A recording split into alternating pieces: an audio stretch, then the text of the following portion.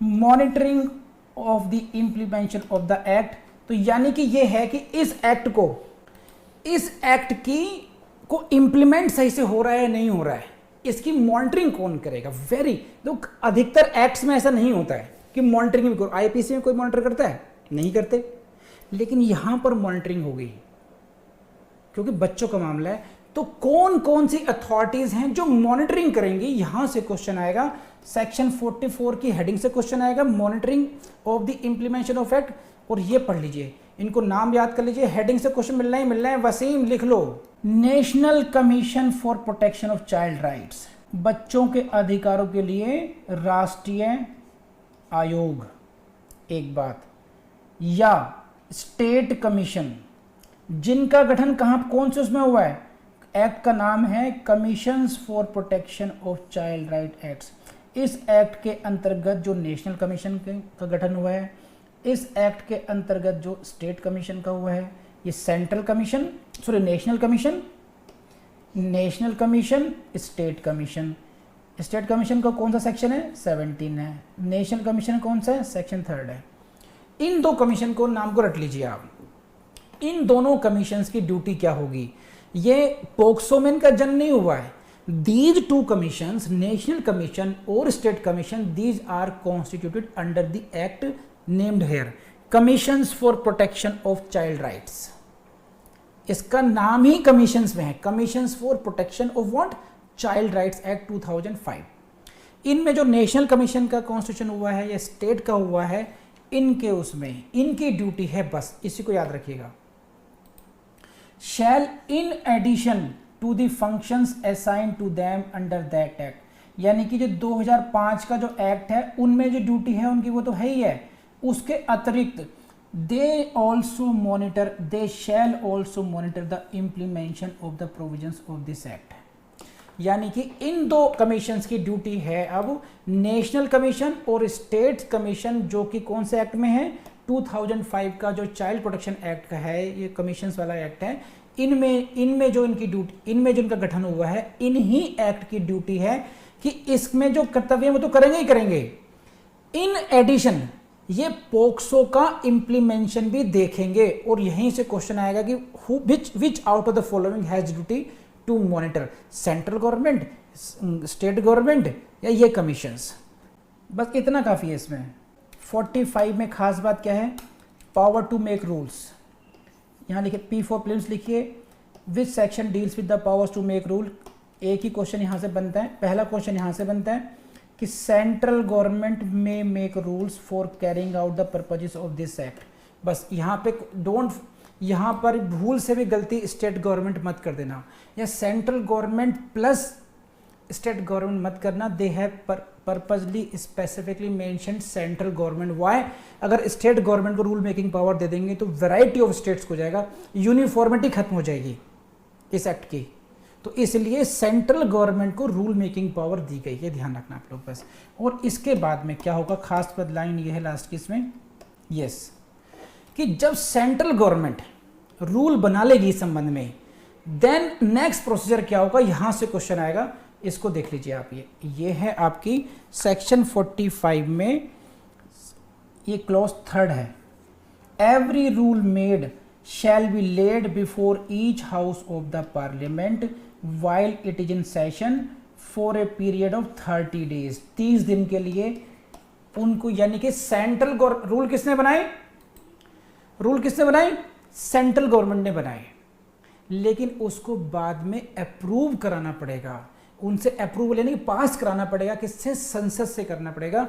तो इसलिए संसद के दोनों सदनों में 30 दिन के लिए उनके पास सेंट्रल, तो 30 डेज का जो टाइम है, यहां से क्वेश्चन प्रीलिम्स का बनता है कि सेंट्रल पार्लियामेंट से अप्रूवल तो लेना पड़ेगा, लेकिन ये कितने दिन के लिए रखा जाएगा। ये लाइन पढ़िए ऐसे, देखिए, shall be laid for a total period of 30 days, यहां से क्वेश्चन आएगा।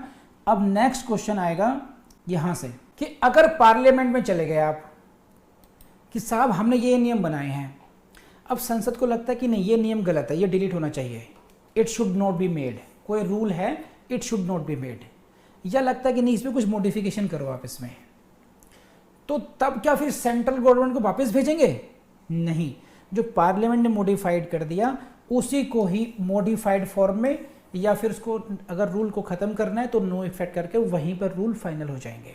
तो सेंट्रल गवर्नमेंट के पास है रूल मेकिंग पावर, उसके बाद parliament will see and approve, और पार्लियामेंट उन रूल्स को मॉडिफाई भी कर सकती है, किसी रूल को हटा भी सकती है, ये है बस ये। और लास्ट में इसमें यह है कि अगर मॉडिफिकेशन या एनलमेंट से पहले रूल्स के अंतर्गत कोई काम कर दिया गया है और बाद में उस रूल को हटाया गया है, तो इस लाइन को पढ़ लीजिए बस। Shall be without prejudice to the validity of anything previously done under that rule. Any such modification shall be without prejudice to the validity of anything previously done. यानी कि जो मॉडिफिकेशन हुआ है या जो एनलमेंट हुआ है, जैसे रूल बनाए गए, मान लीजिए 2020 में कोई रूल बना और 2021 में जाकर के पार्लियामेंट इसको अप्रूव कर रही है, तो इस टाइम में एक साल में जो कार्य किया गया है वो ख़त्म नहीं हो जाएगा, भले ही पार्लियामेंट ने कुछ रूल्स को वहाँ से हटा दिया या मॉडिफाई कर दिया। बस मेरे ख्याल से हाँ, बस नेक्स्ट है सेक्शन 46, इसके हल इसको ये लीजिए, और ये इति समाप्तम सेक्शन 46। ऐसा लग रहा है छुट्टी हो जाती है बच्चों के स्कूल से। Section 46 power to remove difficulties. Prelims में क्वेश्चन यहाँ से ही बनता है आपका। If any difficulty arises in giving effect to the provisions of this act. क्या मतलब है कि इस एक्ट को इंप्लीमेंट करने के लिए, इस एक्ट को लागू कराने में अगर कोई डिफिकल्टी आती है, तब किसके पास पावर होगी? तो सेंट्रल गवर्नमेंट में बाय ऑर्डर क्या कर सकती है? मेक सच प्रोविजंस, कि फिर वो सेंट्रल गवर्नमेंट उन डिफिकल्टीज को रिमूव करने की पावर किसके पास है? 46 में सेंट्रल गवर्नमेंट के पास है। तो power to remove difficulties in implementation of this act. इतनी बात याद रखिए, यहां से क्वेश्चन आएगा, लेकिन एक क्वेश्चन लास्ट से बनता है। हालांकि ये अभी रिडंडेंट हो चुका है, कोई मतलब रहा नहीं इसका, फिर भी पढ़ लीजिए आप इसमें। Provided that no order shall be made under this section after expiry of 2 years का जो टाइम है P4 prelims from the commencement of this act. इसको मैं समझा देता हूँ और इस लाइन के साथ अपना ये एक्ट हो जाएगा फिनिश। देखिए साहब क्या है, क्या कह रहे हैं ये कि ये जो हमने साहब पोक्सो एक्ट बनाया है, पोक्सो ये एक्ट आया अपना 2012 में आ गया। बहुत अच्छा एक्ट बनाया है, सब ने बहुत मेहनत की है। अब हमने इसको इम्प्लीमेंट करना शुरू किया, लेकिन जब प्रैक्टिकली में इसको इम्प्लीमेंट किया तब कुछ दिक्कतें आनी शुरू हुई। तो उस प्रैक्टिकल इम्प्लीमेंटेशन में जो डिफ़िकल्टीज आ रही हैं उनको ख़त्म करना है, तो उसके बारे में कौन करेगा? तो उन्होंने कहा सब सेंट्रल गवर्नमेंट करेगी।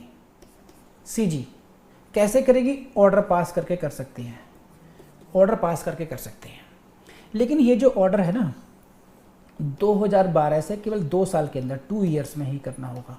2 साल का टाइम मिला था, इसका मतलब ये हुआ कि 2 साल के अंदर कोई डिफिकल्टीज आनी होंगी तो सेंट्रल गवर्नमेंट ऐसा ऑर्डर पास करके कर सकती है। तो आपसे क्वेश्चन क्या बनता है, कौन सा सेक्शन है जो ऐसा कहता है, और जो डिफिकल्टीज को रिमूव करने की जो ऑर्डर की जो पास करने का जो शक्ति मिली हुई है वो कितने टाइम के लिए मिली थी? वो 2 साल के लिए मिली थी। ये रहा 2 years from the commencement of this act. जिस डेट से ये एक्ट शुरू हुआ है उस डेट को कहेंगे डेट ऑफ कमेंसमेंट, और वहां से 2 साल तक की म्याद में आप ऐसा कर सकते हैं। बस यहां तक ये है। अब ये खत्म हो गया।